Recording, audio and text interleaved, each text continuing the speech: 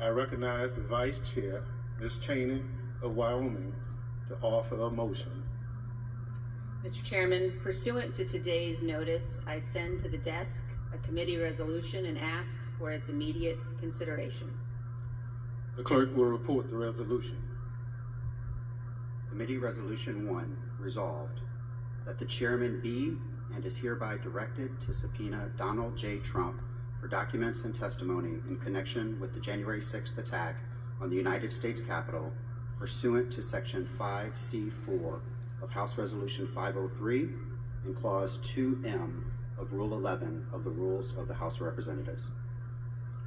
The gentlewoman from Wyoming is recognized on her resolution. Thank you, Mr. Chairman. Mr. Chairman, our committee now has sufficient information to answer many of the critical questions posed by Congress at the outset. We have sufficient information to consider criminal referrals for multiple individuals and to recommend a range of legislative proposals to guard against another January 6th. But a key task remains. We must seek the testimony under oath of January 6th central player. More than 30 witnesses in our investigation have invoked their Fifth Amendment right against self-incrimination, and several of those did so specifically in response to questions about their dealings with Donald Trump directly. Here are a few examples. This is Roger Stone with Oath Keepers at the Willard Hotel on the morning of January 6th. And here is Mr. Stone testifying before our committee.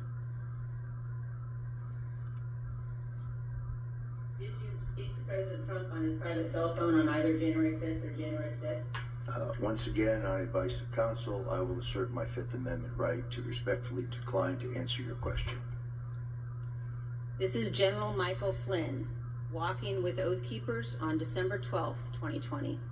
And here is General Flynn's testimony before our committee. Did you, General Flynn, talk to President Trump at any point on January 6, 2021?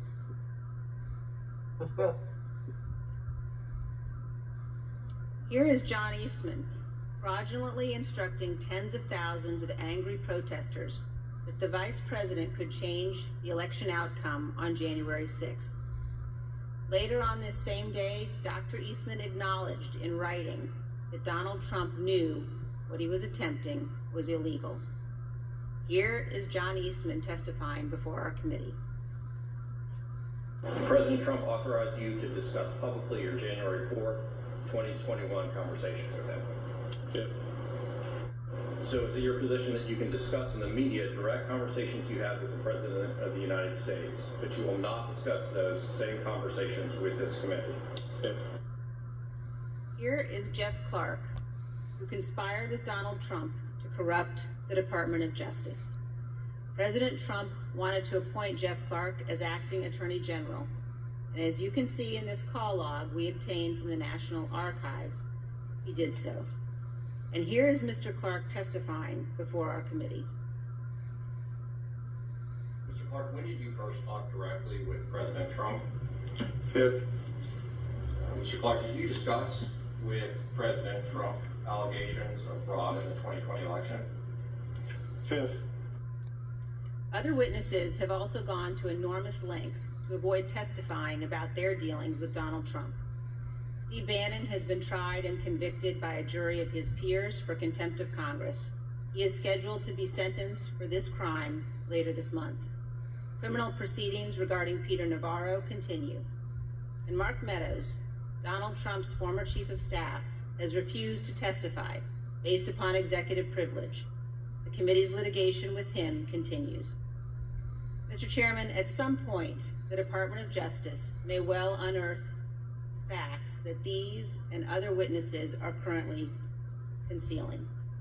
But our duty today is to our country and our children and our Constitution. We are obligated to seek answers directly from the man who set this all in motion.